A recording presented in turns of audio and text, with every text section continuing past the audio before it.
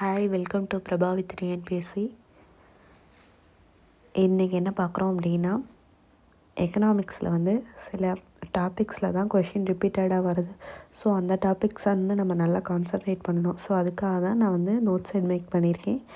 அப்பப்போ நான் வந்து எடுக்கிற நோட்ஸை உங்களுக்கு வீடியோவாக அப்லோட் பண்ணுறேன், ரெஃபர் பண்ணிக்கோங்க.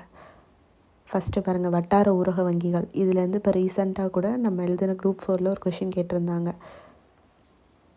இப்போ பாருங்கள், வட்டார ஊரக வங்கிகள் அப்படின்னா இது வந்து 1975 ஏற்படுத்தப்பட்டது இந்திய அரசாங்கத்தால். வட்டார ஊரக வங்கிகள் பேர்லேயே இருக்க பாருங்கள். இதோட நோக்கம் என்னென்னா, ஊரக பகுதிகளுக்கு, அதாவது சிறு குறு விவசாயிகள், வேளாண் தொழிலாளர்கள், சிறு நிறுவனங்கள், ஸ்பெல்லிங் மிஸ்டேக் ஆயிடுச்சு, கிராம கைவினைஞர்களுக்கு கடன் வழங்குறாங்க. மத்திய மாநில அரசும் வணிக வங்கிகள் இதோட கூட்டு முயற்சினால் உருவானது தான் இந்த வட்டார ஊரக வங்கிகள். இப்போ பார்த்திங்கன்னா 64 வட்டார ஊரக வங்கிகள் இருக்குது. பொருளாதாரத்தில் நலிவடைஞ்சவருக்கு மட்டும்தான் இது கடன் வழங்கும்.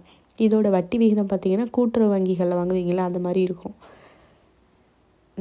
நெக்ஸ்ட்டு பாருங்கள், உழவர் கடன் அட்டை திட்டம், கிசான் கிரெடிட் கார்டு. இதுவும் ரொம்ப ரொம்ப இம்பார்ட்டன்ட். இது வந்து 1998 நம்மளோட இந்தியாவோட மைய வங்கியும் வேறு யார், நபார்டு இருக்காங்களா, அவங்க 2 பேர் சேர்ந்து உருவாக்குனது தான். ஒரு விவசாயியோட தகுதிக்கு ஏற்ப கடனை வந்து சரியான முறையிலையும் எளிதாகவும் அவங்க வாங்குறதுக்காக கொண்டு வந்தது தான் இந்த கிசான் கிரெடிட் கார்டு. இல்லை அப்படின்னா வந்து இது கொண்டு வரல அப்படின்னா இவங்க வந்து முறைசாரா வங்கிகளை போய் சார்ந்திருப்பாங்க கடனுக்காக. அப்போ அந்த டைமில் அவங்களுக்கு வட்டி விகிதம் அதிகமாகவும் இருக்கும். ஸோ அதை குறைக்கணுங்கிறதுக்காக தான் இந்த கிசான் கிரெடிட் கார்டு கொண்டு வந்தாங்க.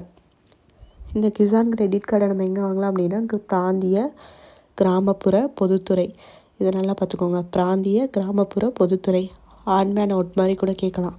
தனியார்னு கொடுத்துருப்பாங்க ஆப்ஷனில், அது கிடையாது. பிராந்திய கிராமப்புற பொதுத்துறை. அடுத்து இந்த கேசிசி கார்டை வந்து நீங்கள் மின் தகவல் கடன் அட்டையாக மாற்றிக்கோங்கன்னு சொல்லி நம்மளோட அரசு அறிவுறுத்திக்கிட்டு இருக்கு. So thank you. நெக்ஸ்ட்டு இதில் வந்து நெக்ஸ்ட்டு இம்பார்ட்டன்ட் டாப்பிக்காக பார்க்கலாம். தேங்க்யூ.